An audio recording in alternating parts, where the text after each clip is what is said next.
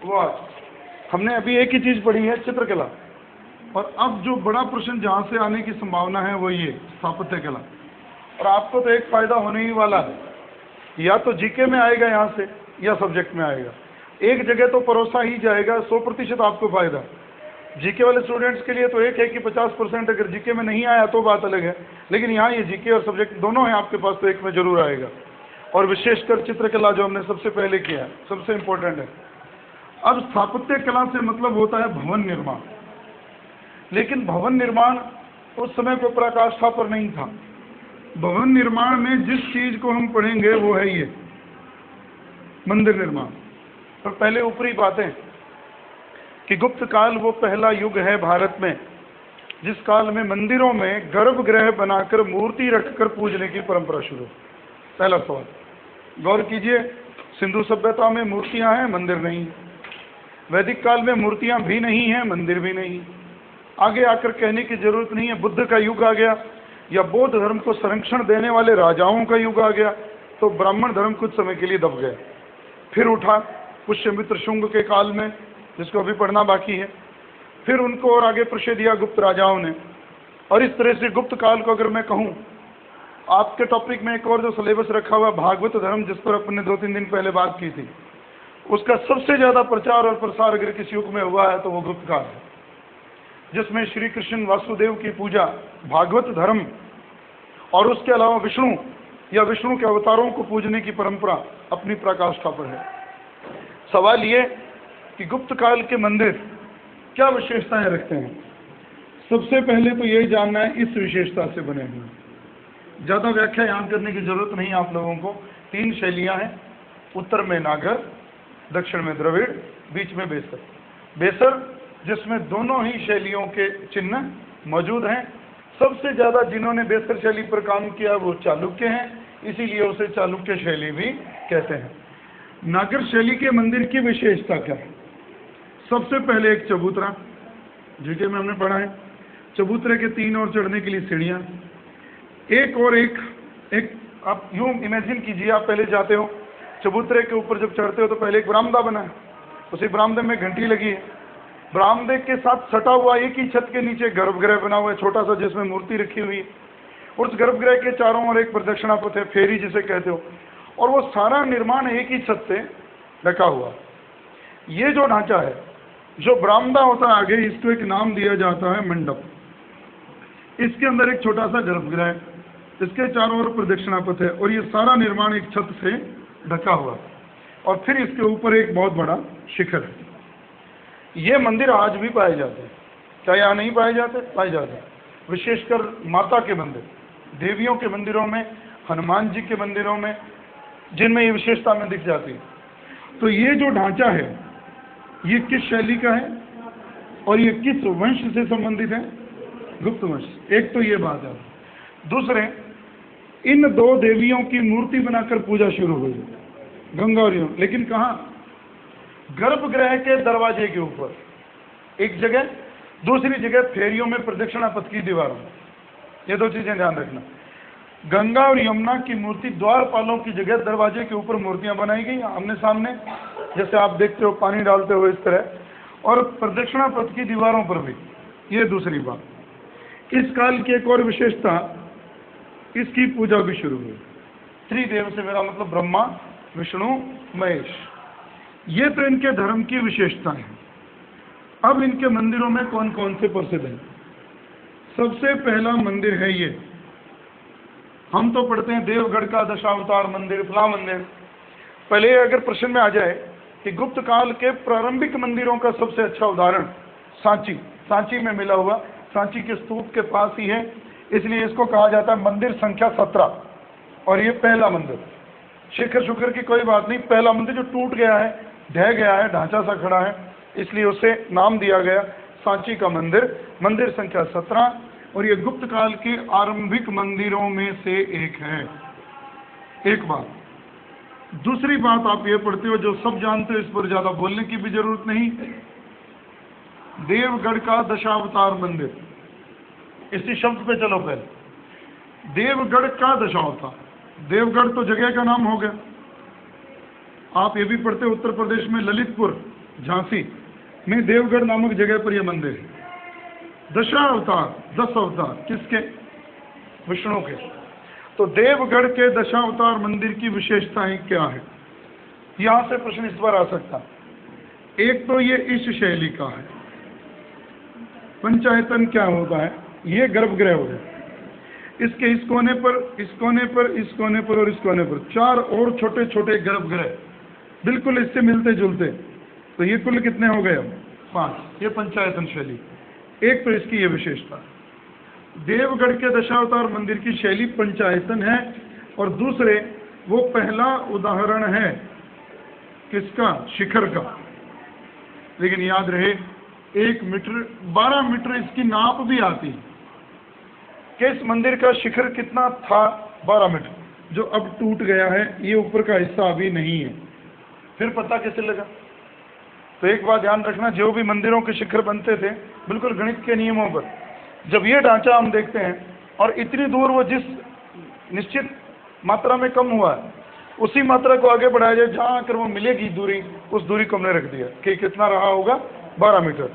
तो दोबारा दोहरा दूं, देवगढ़ का दशावतार मंदिर विष्णु का मंदिर है, झांसी में है, पंचायतन शैली का है, शिखर का पहला उदाहरण है। अब एक बात तो इसको यहाँ छोड़ो, अब एक और मंदिर, पहले उसी पे बात करूं जिसको हमने जीके में भी इसी तरह से पढ़ा है। भीतरगांव का मंदिर, सिरपुर का मंदिर। भीतरगांव यूपी में है, कानपुर में, और ये मध्य प्रदेश के रायपुर में। जगह तो नहीं पूछी जाएगी आपसे, पर फिर भी ये 2 प्रश्न आपको, 2 मंदिर आपको बहुत बड़ा प्रश्न दे सकते हैं। कैसे? सवाल ये कि हमने अभी 2 मंदिर पढ़े हैं, सांची का मंदिर और देवगढ़ का दशावतार। इन 2 को अलग कर दो और आपसे पूछा जाए सामान्यतया गुप्त काल में मंदिर किससे बनते थे? तो पत्थर से। लेकिन ये अपवाद है 2 जो पत्थर से नहीं बने, ईंट और गारे से बने हैं। इसलिए पेपर में आ जाए कि इमारती मंदिर, तो भी बात सही है। ईंट और पत्थर से जो बनता है, गारे से भी जो बनता है, वो इमारती मंदिर कहलाता है। अगर आपको याद हो, आपने पल्लव कालीन कला पढ़ी थी, राज सिंह शैली, नरसिंह वर्मन सेकंड, जिसके दरबार में था दंडी, तो उसके काल में भी इमारती मंदिर बने। तो यहाँ भीतरगांव का मंदिर, सिरपुर का मंदिर, एक यूपी कानपुर में है, एक मध्य प्रदेश में है। तो भीतरगांव का मंदिर पहला उदाहरण है गुप्त काल का। किस चीज का? ईंट व गारे का मंदिर। ये याद रखें। पर इतनी सी बात से बात पूरी नहीं। ये मंदिर, भीतरगांव का मंदिर, इस बात का उदाहरण तो है ही, और ये भारत का सबसे पुराना इसका भी उदाहरण। मेहराब। अब मेहराब क्या होती है देखो, और मैं अपनी उसी क्लास में भी बात करके आऊँ। गाँवों में जब हम देखते हैं, कुछ भवनों के दरवाजे यूं भी होते, कुछ मकानों की शक्लें यूं भी होती।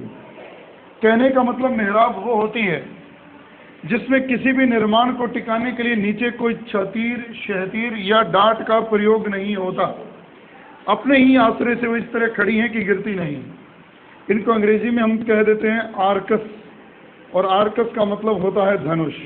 ये आकृति आपके सामने। तो भारत में गुप्त काल में मेहराब का प्रयोग सबसे पहले जिस मंदिर में मिलता है, भीतरगांव में मिलता है। पर याद रहे, इतिहास के विद्यार्थियों के लिए एक और समस्या भी है। अगर पूछा जाए कि भारत में बड़े पैमाने पर, एक शब्द लगा दे, मेहराब का प्रयोग कौन लेकर आया, तो दिल्ली सल्तनत के तुर्क लोग लेकर आए। ये तो सिर्फ अपवाद है कि भारत में मेहराब का निर्माण तुर्कों से पहले भी भारत के लोगों को ज्ञात था, बनाना उनको आता था, लेकिन उसका बड़े पैमाने पर प्रयोग वो लोग नहीं कर पाए। एक बात तो भीतरगांव का मंदिर न केवल ईंट पत्थर का उदाहरण है, बल्कि वो मेहराब का भी पुराना उदाहरण है। सिरपुर का मंदिर मध्य प्रदेश में, और ये भी किसका उदाहरण है? ईंटों से बना हुआ, और इसका एक नाम और भी है, लक्ष्मण मंदिर। लेकिन अब बात, इतनी बात तो हर कोई पढ़ाएगा क्लास, सबको ही पता है। ये बात पेपर में आए तो गलत नहीं करोगे। एक छोटी सी बात है जो हर गाइड में लिखी पर छोड़ जाते हैं। गुप्त काल का एक मंदिर यहां से भी मिला, कोटा। कोटा में एक जगह है दर्रा, याद हो आप पढ़ते में, मुकंद दर्रा। दर्रा नाम की जगह तो बहुत प्रसिद्ध है, जहाँ अभ्यारण्य भी हैं। तो कोटा में दर्रा नामक जगह से भी एक गुप्त काल का मंदिर मिला है, बस इतना याद रखना। अब ये बात तो इन मंदिरों की हो गई। कुछ मंदिरों के नाम मैं सिर्फ सीधे बोलूँगा, जो आपको कैसे याद रखने हैं, उनकी विशेषताएं नहीं, वो पेपर में कैसे आ सकते हैं।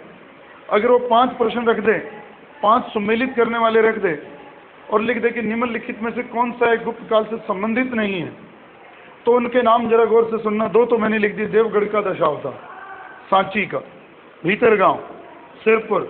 अब आ जाइए, नचना कुठार का पार्वती मंदिर, तिगवा का विष्णु मंदिर जो जबलपुर में है, नचना कुठार का पार्वती मंदिर, तिगवा का विष्णु मंदिर, और खोह का शिव मंदिर, एरण का विष्णु मंदिर, ये नाम याद रखने। भूमरा का शिव मंदिर, ये सीधे रटने 4, सिर्फ इसलिए कि वो ये अगर पूछ रहे कि इनमें से कौन सा गुप्त काल से नहीं है, तो फिर कम से कम नाम तो पता हो, इसलिए थोड़ा ध्यान रहे।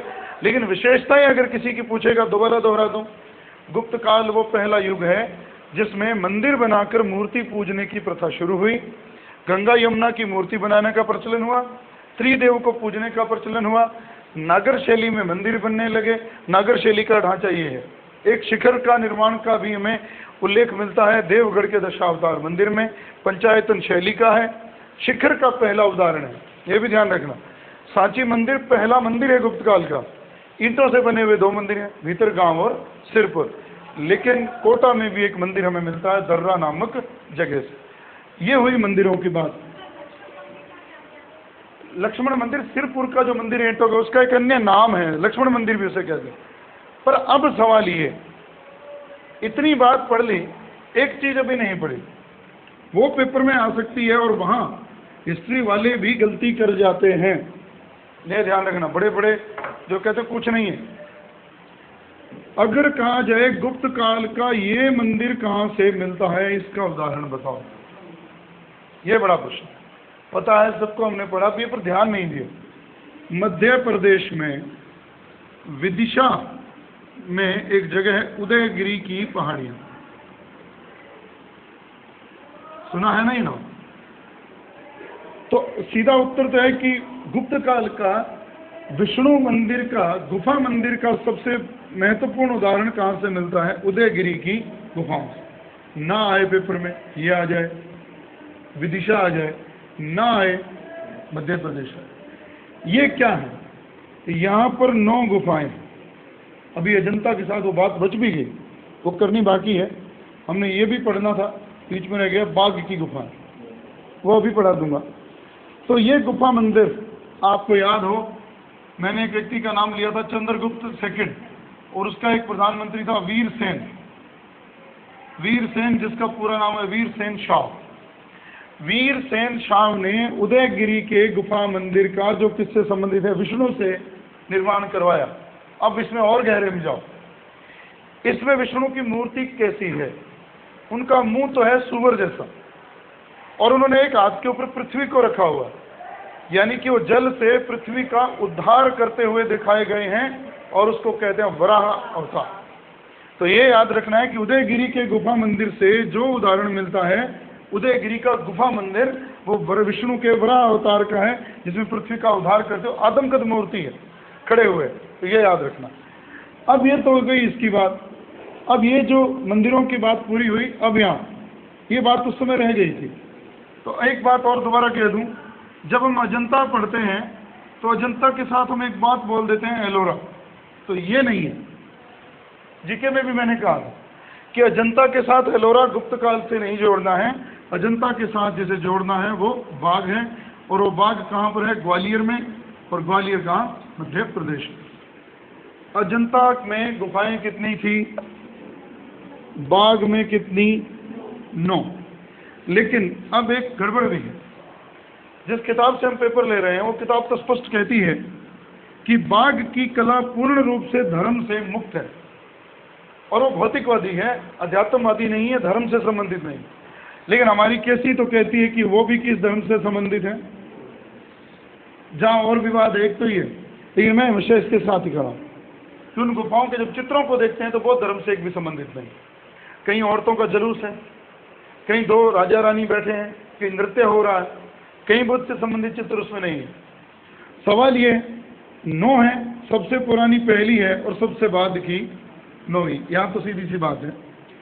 और इन 9 गुफाओं में एक खास बात यह, तीसरी गुफा को कहा जाता है हाथी खाना। और चौथी को कहा जाता है रंग महल। ये सीधे दो नाम याद रखें। ये इतना उदाहरण इसका भी पढ़ना है। बाग ग्वालियर में कुल 9 गुफाएं हैं जिनके चित्र भौतिक हैं, आध्यात्मिक नहीं हैं। और ऐसा है, यहाँ पर विवाद ये भी है कि इन गुफाओं में चैत्य भी नहीं, लेकिन केसी तो कहते ही चैत्य है, लेकिन वीके अग्निहोत्री महोदय कहते हैं कि इन 9 गुफाओं में चैत्य नहीं है, सारे के सारे विहार हैं। और ये सही है, बिल्कुल बात बिल्कुल ठीक है। अब तो हमने जो पढ़ा वो तो था मेरा समझाने वाला।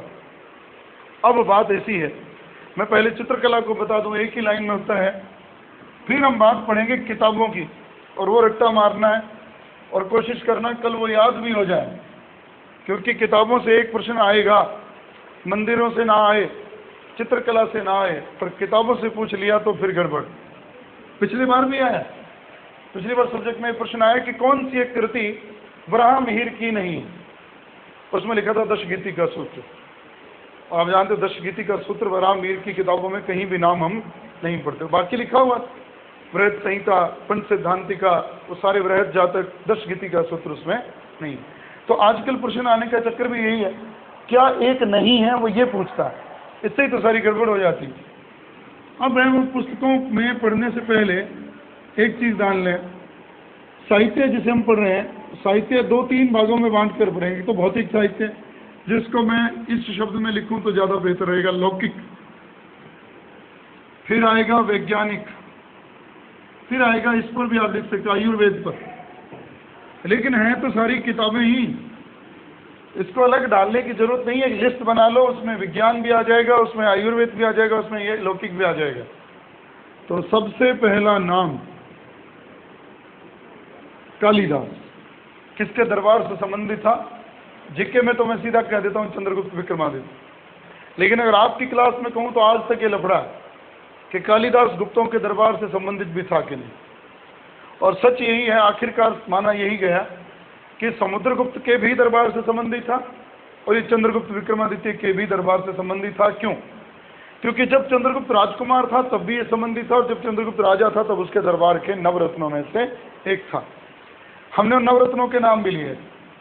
सबसे पहला नाम कालिदास है, धनवंतरी, क्षपणक, अमर सिंह, वेताल भट्ट, शंकु, वराह मिहिर और वर रुचि, कई नाम हमने लिए। लेकिन यहाँ ध्यान है, कालिदास जिसकी कुल साहित्यिक किताबें कितनी पढ़ते हैं, और इसका मैंने एक सूत्र भी बताया था तब, और वो दोबारा लिख लो जो उसमें नहीं थे। रघु कुमार, दूत संहार, विक्रम ज्ञान मित्र, जीके वाले बच्चों को तो पता है, ये उसकी 7 किताबें। उलझाती कहाँ है? जहाँ आप लोग गाइडों में ये बात पढ़ते नहीं सकते कि ये ना आ जाए पेपर में, कितने सर्गों में है, क्या है, वो नहीं आता। यहाँ लिखिए रघु कुमार का ऊपर लिखिए महाकाव्य, दूत संहार के ऊपर लिखिए खंड काव्य, और तीसरे के ऊपर लिख दीजिए नाटक। पर ध्यान रहे, ये ढांचा बदलना नहीं चाहिए, ये यूं ही रहना चाहिए, रघु कुमार, दूत संहार, विक्रम ज्ञान मित्र। ये पलट गया तो सारा कुछ पलट जाएगा। तो महाकाव्य, खंड काव्य और नाटक, अब इनके नाम भर दो। रघु से बड़ा सुंदर नाम बहुत प्रसिद्ध है रघुवंश, कुमार से नाम है कुमार संभव, दूत से नाम है मेघदूत, और संहार से है ऋतु संहार। विक्रम से आप पढ़ते हो विक्रमो वर्षीय,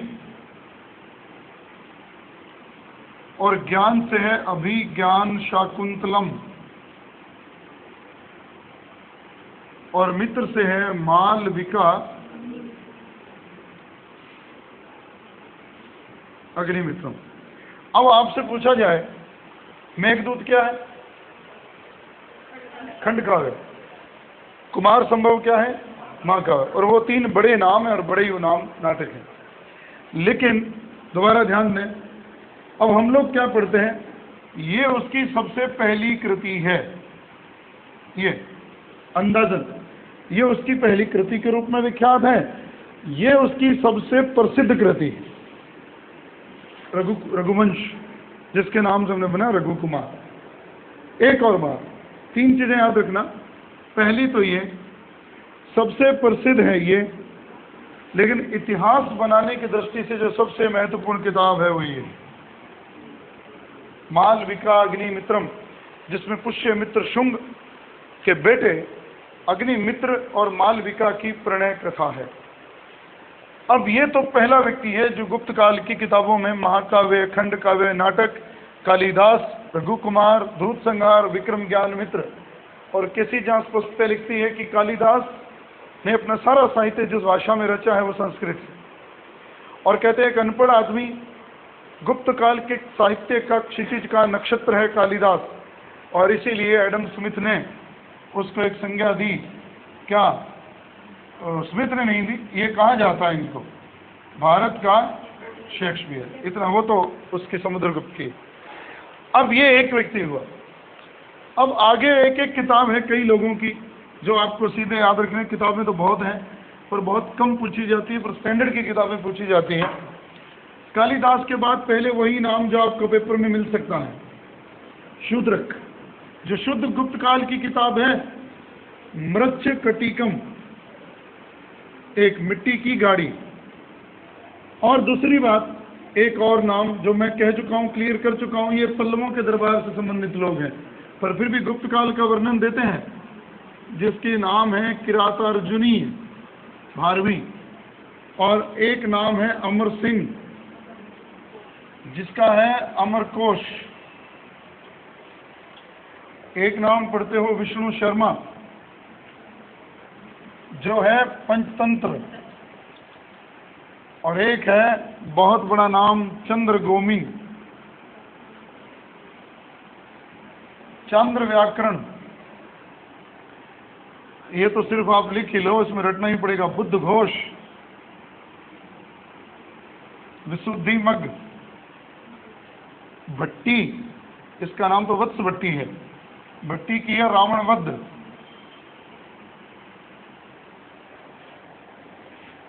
ये तो बड़े नाम नहीं है, ये लौकिक लोग हैं जो ना तो विज्ञान से संबंधित हैं, ना धर्म से संबंधित हैं, ना चिकित्सा से संबंधित हैं। शूद्रक, भारवी, अमर सिंह, विष्णु शर्मा, चंद्र गोविंद, बुद्ध घोष, वत्स भट्टी, और एक है वातस्यायन जिनकी किताब है कामसूत्र। और इनके साथ एक बात और भी जुड़ी है कि इन्होंने जहाँ शिक्षा प्राप्त की कांची में, दक्षिण भारत में, उस विश्वविद्यालय में, ये नाम बहुत बड़े हैं जो आपसे पूछे जा सकते हैं। और एक नाम और भी है, दंडी, जो हम पढ़ चुके हैं पल्लवों में, जिसकी किताब है दश कुमार चरित और काव्य आदर्श। ये लौकिक साहित्य है सारा, अभी तक सारा लौकिक, न तो विज्ञान, न धर्म, न चिकित्सा। दोबारा बोल रहा हूँ, शूद्र का मृच्छकटिकम, महाकवि भारवी किरातार्जुनी है, अमर सिंह का अमरकोश, विष्णु शर्मा का पंचतंत्र, चंद्र गोविंद का चंद्र व्याकरण, बुद्ध घोष का विशुद्धि मग, भट्टी का रावण विशुद्धि मग, भट्टी का रावणवध, वातस्यायन का कामसूत्र और दंडी का दश कुमार चरित। इसके अलावा भी आपको छोटी मोटी दो चार और भी मिल जाएंगी, पर ये महत्वपूर्ण, इनमें से पेपर में बन जाएगा काम। इसी में से 3-4 रखेगा और उनके लेखक पूछेगा। और अब आती है विज्ञान पे। कहने को तो कला, साहित्य और विज्ञान अलग किया जा सकता है, पर हैं तो किताबें, इसलिए उनकी किताबें और सिद्धांत पढ़ देते हैं। पहले तो 4 नाम ये लिख दिया, नहीं भी लिखा तो मिल जाएगा गाइडों में लिखा हुआ। एक बात ये, सबसे पहला नाम विज्ञान में इसका है आर्यभट्ट, फिर है इसका ब्राह्मण, फिर एक बहुत बड़ा नाम है ब्रह्मागुप्त, और एक फिर नाम ये है भास्कर। ये तो हो गए विज्ञान पर। फिर लाते चिकित्सा पर। सीधा नाम तो ये है धन्वंतरी, वाघभट्ट, शालिहोत्र, नागार्जुन, ये तो बड़े नाम हैं। फिर एक और नाम आता है पाल काप्य। इतने नाम तो याद रखने ही हैं। फिर और बात करेंगे अभी इनकी किताबों के नाम पढ़ने से पहले इनके सिद्धांत। आर्यभट्ट, सीधी सी बात, एक उलझन, गलती पढ़ते हैं। आर्यभट्ट के बारे में लिखा मिलता है इनका जन्म कुसुमपुर में हुआ, और जहाँ गाइडें लिख देती है कुसुमपुर पटना में है। ठीक है कि पटना कोई कुसुमपुर कहते हैं, लेकिन इनका जन्म कुसुमपुर पटना में नहीं हुआ। आपने 16 महाजनपद पढ़े थे, उनमें एक ही दक्षिण में है, गोदावरी के तट पर, अस्तक, अश्मक। अश्मक में भी एक जगह है कुसुमपुर, इसका जन्म वहाँ हुआ। आर्यभट्ट का जन्म अस्तक महाजनपद में। जिस ग्रंथ को मैं पढ़ा रहा हूँ उस ग्रंथ की रचना पाटलिपुत्र में, वो कुसुमपुर वो है। और ये खुद लिखता है, जब मैंने इस पुस्तक को लिखने लगा मेरी उम्र, इतना लिखता, 23 वर्ष, और 3200 साल कलयुग के जा चुके हैं। हमें कुल मिलाकर उत्तर इससे ये मिला, ये भले ना याद रहे, इसका जन्म 476 ईस्वी में हुआ। 23 वर्ष बाद, सॉरी आता 23 वर्ष बाद इसने किताब लिखी है। 499 में वो किताब बनकर पूरी हुई है। इतना उल्लेख सिर्फ उसकी किताब से मिलता है, और इसकी किताब का नाम है आर्यभट्टियम। लेकिन अब बात इतनी सी तो आसान है, ये तो पेपर में कोई उत्तर दे देगा।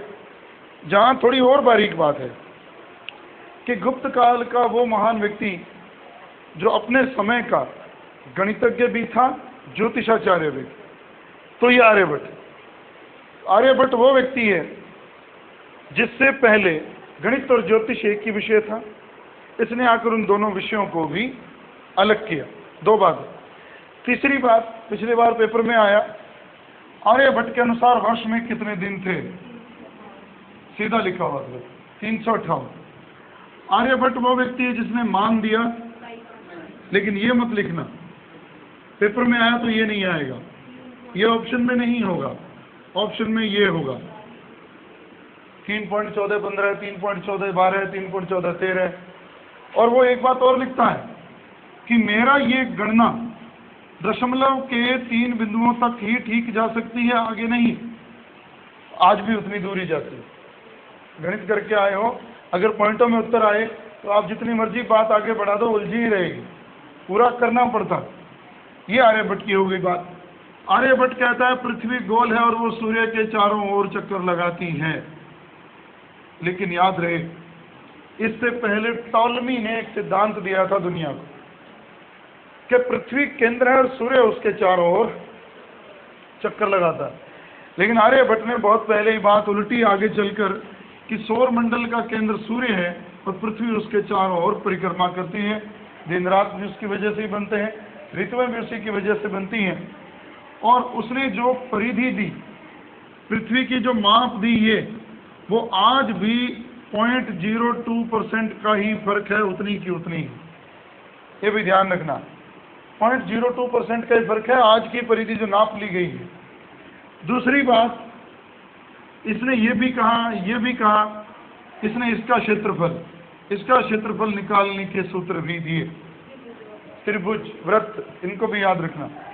तो ये आर्यभट्ट का अकेला काम है, गणित और ज्योतिषाचार्य। गणित और ज्योतिष को अलग विषय के रूप में स्थापित किया। उसकी किताब बहुत बड़ी है, आर्यभट्टियम, जिसमें वो लिखता है पाई का मान 358 दिन, पृथ्वी सूर्य के चारों ओर घूमती है, वृत्त का, त्रिभुज का क्षेत्रफल निकालने के सूत्र। बहुत बड़ा नाम है आर्यभट्ट का। और याद हो, हमारे देश का पहला उपग्रह जो चंद्रमा पर गया कौन था उसमें? कहीं राकेश शर्मा तो नहीं था? तो कौन था? नील आर्मस्ट्रॉन्ग नहीं था। नील आर्मस्ट्रॉन्ग के ग्रह का नाम था स्पुतनिक और रूस का था। अपना यहाँ कौन था? यही नाम है, दोबारा ढूंढना आप जो मैंने बोला। हो सकता है मैं गलत हूँ, पर राकेश शर्मा ही है जहाँ तक मैं जानता हूँ, और देख लेंगे। पर ये हमारे पहले उपग्रह का नाम Aryabhata. Neil Armstrong Russia Sputnik में गया था, याद है। तो अब यहाँ अगला नाम है वराहमिहिर। वराहमिहिर की किताबें, बृहत संहिता, बृहत जातक, पंच सिद्धांतिका, लघु जातक, यह याद रखें। बृहत संहिता, बृहत जातक, पंच सिद्धांतिका, लघु जातक, ये याद रखना। एक और भी है,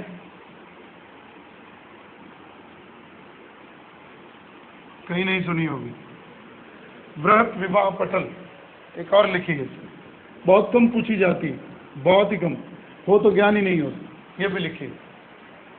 अब ये किताबें होगी वराह मिहिर की, लेकिन सवाल ये कि वराह मिहिर क्या था, ये याद है, खगोलज्ञ था। अब बात ये, अब आता है ये पेपर में आ सकता है क्योंकि राजस्थान से संबंधित। ब्रह्मगुप्त या ब्रह्मगुप्त कहाँ पैदा हुआ? जालौर में। जालौर में कहाँ? भीनमाल में। और इसी भीनमाल में पैदा होने के कारण इसके बचपन का एक नाम ये भी था, भिल्लमालाचार्य। जिस लेबोरेटरी में इसने काम किया वो जगह थी उज्जैन। और इसने जो किताब लिखी, किताब से पहले इसका सिद्धांत बता दूं, ये भी वही कहता है न्यूटन से पहले, गैलीलियो से पहले, कि पृथ्वी सारी वस्तुओं को अपनी ओर खींचती है।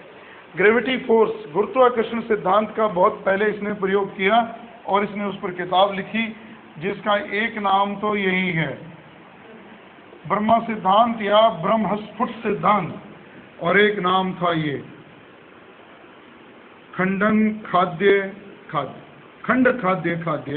ये उसकी किताब का एक और नाम।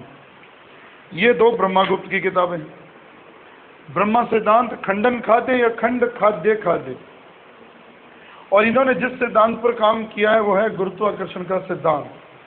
अब बात और, अब ये बच गए, इसकी तो आसान है, लघु भास्करीय और है महाभास्करीय। ये है गुप्त काल का वो सिर्फ वैज्ञानिक साहित्य। अभी चिकित्सा पर ग्रंथ नहीं हुए, विज्ञान पर। दोबारा दोहरा दूं, आर्यभट्टियम, दशगीतिकापात, गोलपात, काल क्रियापात, ये उसके हिस्से हैं। अब वराह मिहिर की किताबें हैं, बृहत संहिता, बृहत जातक, लघु जातक, पंच सिद्धांतिका, बृहत विवाह पटल। उसके बाद है ब्रह्मगुप्त, खंड खाद्य और ब्रह्म सिद्धांत। भास्कर की दो हैं, लघु भास्करीय और महाभास्करीय, ये याद रखना। अब है चिकित्सा पर, और आप कभी गौर करना, अगर चिकित्सा पर पेपर में प्रश्न आता है तो कचरा भले ही कितना ही लिखा हो किताबों में, 3 ही लोग ऑथेंटिक हैं, बाकी पूछे नहीं जाते। क्यों? अपने आर्य की गाइड में भी इस मामले में थोड़ी गड़बड़ है, क्योंकि जब तक उसका प्रमाणीकरण नहीं हो जाए किसी किताब के साथ वो गलत रहता है। तो उसने क्या किया है, सबसे पहले यही गलती की है, और उसने इसकी किताब का नाम दे छोड़ा है, निघंटू। कहीं नहीं मिला किताब, और उसने लिखा धन्वंतरी की किताब का नाम उसने दे दिया जो किसी रेफरेंस बुक में नहीं मिला, निघंटू। एक तो ये हो गया। दूसरा नाम हम ये पढ़ते हैं, ये सब किताबों में, इसलिए ये पेपर में आता है, वाघभट्ट, जिसकी किताब का नाम है अष्टांग हृदय। ये बहुत बड़ा प्रश्न है क्योंकि गलत नहीं, बिल्कुल गुप्त काल का है। और ये आप पढ़ते हैं शालीहोत्र, जो मैंने अभी नाम लिखा, जिसको आप कहते हैं अश्वलायन सूत्र या अश्व सूत्र, घोड़ों की चिकित्सा पर है। और एक नाम ये गलत नहीं है जो पेपर में आता, पालकाप्य, जिसकी किताब का नाम है हस्ते आयुर्वेद, हाथियों की चिकित्सा, पालकाप्य। और इसी का भी एक नाम ये भी है, गज शास्त्र। तो ये भी ध्यान रखें, ये तो वो लोग हैं जिनकी किताबें हैं। अब यहाँ भी गाइड ने गड़बड़ करी है, नागार्जुन, और उसके आगे नाम ये डाला हुआ है नवनीतकम, और जहाँ स्पष्ट लिखा हुआ है किताब में, अच्छी किताबों में, नवनीतकम भी गुप्त काल की रचना है, नाम कहीं नहीं जोड़ा हुआ है इसके साथ। ध्यान नहीं पूछा जाएगा। अगर पूछा गया नागार्जुन किससे जुड़े हुए हैं तो ये उत्तर होगा रस चिकित्सा। एक और कंफ्यूजन दूर कर दूं, नागार्जुन एक और भी था, किसके काल में, और ये किसका, जिसको आप ग्रंथ में पढ़ते हो, प्रज्ञा पारमिता सूत्र, उसकी किताब है, सापेक्षता के सिद्धांत से जुड़ी हुई, लेकिन ये नागार्जुन और है। रस चिकित्सा से क्या मतलब? उसका सही उत्तर है सोना, चांदी, तांबा आदि धातुओं के रासायनिकरण से रोगों का इलाज करना, आप आज भी जाते हो, स्वर्ण भस्म, चांदी की भस्म पढ़ते हो ना, तो धातुओं से रोगों का इलाज करने की पद्धति देने वाला नागार्जुन है, और उसका नाम है रस चिकित्सा। और इसीलिए एक बात और भी है, इस मामले में रसायन शास्त्र का जनक भी इसे कहते हैं। क्यों? ये बहुत सारे रसायनों का रासायनिकरण करके ही तो रोगों का इलाज कर रहा है, लेकिन वो रासायनिकरण सिर्फ वो रसायन विज्ञान नहीं है जो आज प्रचलित है, इससे जुड़ा हुआ, रस चिकित्सा से जुड़ा हुआ, तो ये ध्यान रखें। तो यहाँ गड़बड़ ये होती है, पेपर में नहीं पूछी जाएगी कि नागार्जुन की किताब नवनीत कम नहीं है जो किताबों में लिखी, क्योंकि किताब में तो कहीं है ही नहीं। लेकिन इतना जरूर है कि गुप्त काल में आप जहाँ एक बात और पढ़ते हो, पारद का आविष्कार। ये पारद क्या है? भस्म, पारे की भस्म।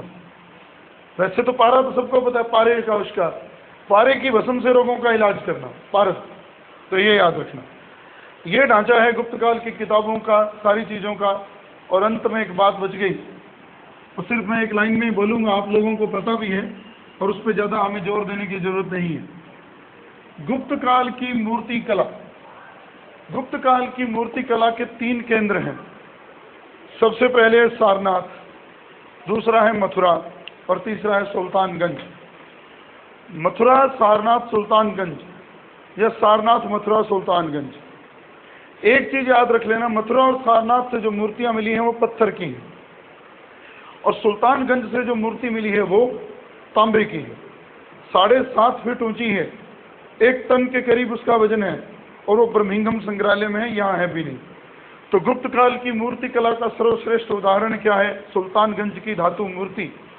लेकिन बात एक और भी पूछ ली जाए, आप लोगों को सिलेबस में नहीं है, पर आप सबने हिस्ट्री में उसे कहीं ना कहीं जरूर पढ़ा है।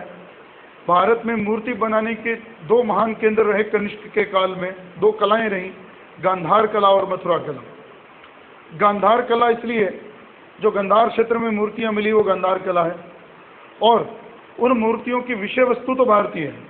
मूर्तियां तो किसकी बनी? बुद्ध की बनी। बनाने की शैली किसकी है? यूनान की है, इसलिए उसे इंडो ग्रीक शैली, इंडो यूनानी शैली, हिंदी यूनानी शैली और गांधार कला भी कहते हैं। और यहाँ मथुरा में जो मूर्तियाँ मिली उसे मथुरा शैली कहते हैं। यहाँ का पत्थर भी लोकल है, लेकिन सवाल यहाँ फर्क क्या है दोनों में? एक लाइन में उत्तर है, जहाँ गांधार कला की मूर्ति कला में भौतिकता झलकती है, वहीं मथुरा कला में आध्यात्मिकता झलकती है। बेहतर समझ सकते हो, वहाँ बुद्ध की मूर्ति एक सुडौल शरीर, मांसल शरीर, घुंघराले बाल, कहीं भी योग मुद्रा में आंखें खुली नहीं है, अभय मुद्रा में हाथ नहीं है, और वो सारी सिमिलरिटीज कहाँ मिलती है? उसके उल्टे मथुरा में। तो गुप्त काल में मथुरा महान केंद्र था, लेकिन मूर्तियाँ किसकी बनी? बुद्ध की।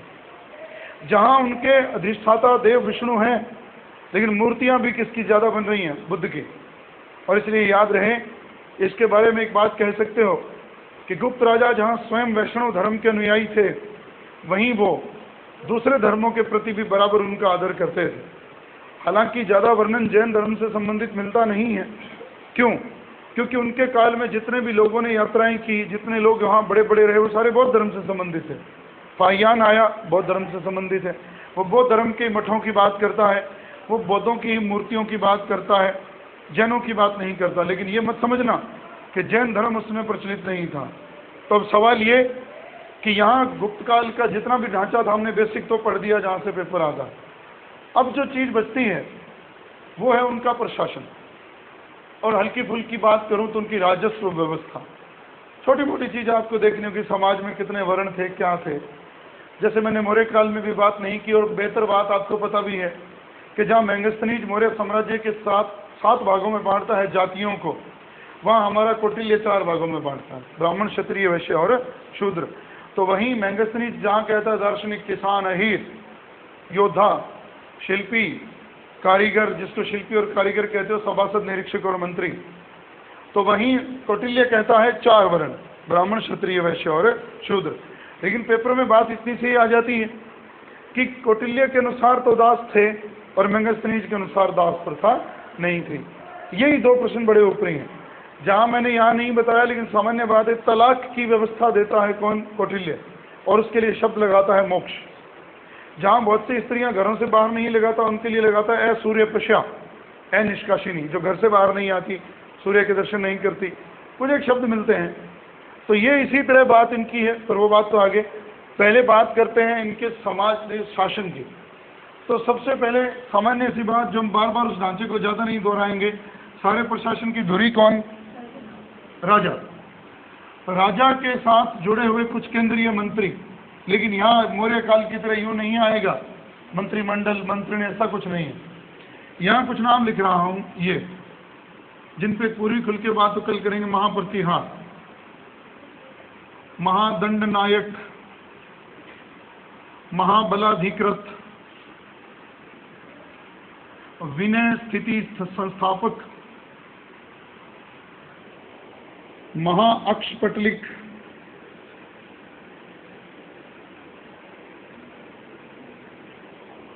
दंडपाशिक,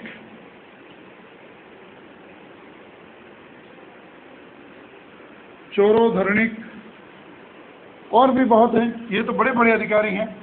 महाप्रतिहार, महादंड नायक, महाबलाधिकृत, और एक नाम और लिख सकते हो महासेनापति। ये तो कॉमन नाम है। ये राजा के सीधे केंद्र में हैं और राजा के सलाहकार भी हैं और बड़े बड़े विभागों के अध्यक्ष हैं। और वो क्या हैं? महाप्रतिहार, आज ही जीके में हमने पढ़ा है, राजा के निजी महलों के रक्षक। इसलिए आप दो शब्द पढ़ोगे यहाँ, प्रतिहार और महाप्रतिहार। प्रतिहार तो हो गया राजा के निजी महलों का रक्षक, महाप्रतिहार हो गया प्रतिहारों का अधिकारी, वो विभाग का नाम हो गया, महाप्रतिहार डिपार्टमेंट हो गया, और उसके नीचे जो काम करते थे वो होते थे प्रतिहार। महादंड नायक, जिसको आप आज भी इसी नाम से जानते हो, दंड नायक ही तो कहते हैं ना जजों को। महाबलाधिकृत, इस व्यवस्था का सबसे बड़ा नहीं, ये है वो महासेनापति, अलग से लिखने की जरूरत नहीं। विनय स्थिति स्थापक, धार्मिक विभागों का अध्यक्ष। महाअक्षपटलिक, लेखा विभाग, रिकॉर्ड रखना। दंडपाशिक, पुलिस अधिकारी, और ये उसका हिस्सा है। चोरोधरणी, ये भी इसी से जुड़ा हुआ है, पुलिस अधिकारी। ये तो बड़े अधिकारी हैं जो राजा के साथ काम करते हैं। पेपर में यही आता है, पूरे गुप्त काल के प्रशासन से अगर प्रश्न आया, और कुछ भी मत याद करना, इनके काम याद करना, सम्मिलित करवाएगा वो, ये ध्यान रखना। जहाँ मुगल काल पढ़ते हैं वहाँ भी वो अधिकारियों के नाम सम्मिलित करवाता। उनके काम क्या है? मीर तुजुक, मीर बहर, मीर बर, बहुत से नाम आते हैं। दरोगा डाक चौकी, बरीद ममालिक, मुस्तफ़ी ममालिक, उनके काम पूछता है वो। तो यहाँ भी वो इनके काम ही पूछेगा। केंद्रीय अधिकारी तंत्र है ये। फिर आता है प्रांत। पहले एक शब्द जान लेना, प्रांत को गुप्त काल में क्या कहते थे? भुक्ति। और इसके अधिकारी को कहते थे उपरिक। हालांकि भुक्ति, गोप्ता, कई नाम जुड़े हैं। इसको उपरिक भी कहते थे, गोप्ता भी कहते थे, और भुक्ति भी कहते थे। लेकिन ध्यान रखें, भुक्ति के साथ साथ उपरिक, गोप्ता, दोनों नाम इसके आते, लेकिन नाम और भी बहुत हैं। देश, अवनी, भुक्ति, ये नाम सारे के सारे किसके हैं? प्रांतों के। ये हो गया उपरिक, गोप्ता। लेकिन एक लाइन याद रखें, प्रांतों के अधिकारी सामान्यतया राजाओं के बेटे होते थे, लेकिन किन्हीं परिस्थितियों में भी उनके अलावा भी हो सकते थे लोग जो इन प्रांतों के अधिकारी होते थे। ये ध्यान रखना। तो आज इतना ही बहुत है, फिर तबीयत खराब है, बोला नहीं। कल थोड़ी सी बात आधे घंटे में पूरी हो जाएगी।